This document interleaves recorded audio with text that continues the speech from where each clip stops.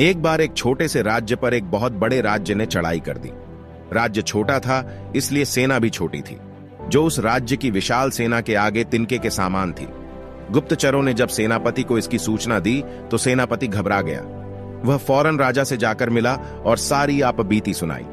राजा ने जब सुना कि उसके राज्य पर शत्रुओं ने आक्रमण कर दिया है तो वह क्रोधित हो उठा। राजा ने सेनापति से कहा, जाइए जाकर युद्ध की तैयारियां शुरू कीजिए। सेनापति बोला, परंतु महाराज, हमारी सेना में केवल 10,000 सैनिक है और उनके पास 1,00,000 सैनिक है। ऐसे में हम उनका मुकाबला कैसे कर पाएंगे? राजा उसका उत्साह बढ़ाते हुए बोला, कुछ भी हो, लेकिन हम पराजय स्वीकार नहीं कर सकते। परंतु महाराज, मैं जानबूझकर मौत के मुंह में नहीं जा सकता। सेनापति ने यह कहते हुए अपनी तलवार राजा के कदमों में डाल दी।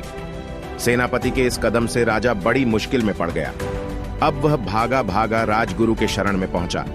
उसने राजगुरु से सारी बात बताई और इस मुसीबत से निकलने का उपाय पूछा। राजगुरु ने कहा, राजन, सबसे पहले आप अभी के अभी उस सेनापति को कारागार में डाल दो, अन्यथा वह अन्य सैनिकों को भी हतोत्साहित कर देगा और जल्द से जल्द युद्ध की तैयारियां पूरी करो। हम स्वयं सेनापति की हैसियत से सेना का नेतृत्व करेंगे। परंतु गुरुवर, अपने तो आज तक किसी शस्त्र को हाथ भी नहीं लगाया है, फिर आप कैसे युद्ध कर सकेंगे? राजगुरु ने कहा, आप चिंता ना करें राजन, मैं देख लूंगा। राजा के पास और कोई चारा भी नहीं था, इसलिए वह राजगुरु की बात मान गया। आधी रात को राजगुरु अपनी सेना को लेकर सीमा की ओर रवाना हुए।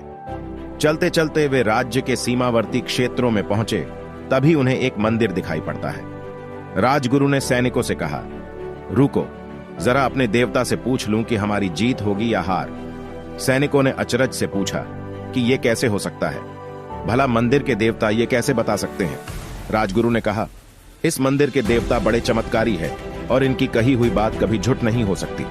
फिर राजगुरु ने जेब से चांदी का एक सिक्का निकाला और मंदिर के देवता को प्रणाम करके बोले, चित्त आया तो हमारी जीत और पट आया तो हार।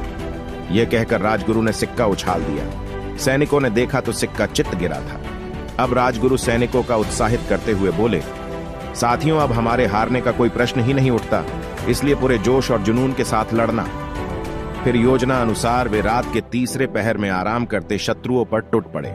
बड़ा भीष्म युद्ध हुआ। सैनिकों ने अपनी पूरी ताकत झोंक दी। धीरे धीरे वे शत्रुओं पर भारी पड़ने लगे।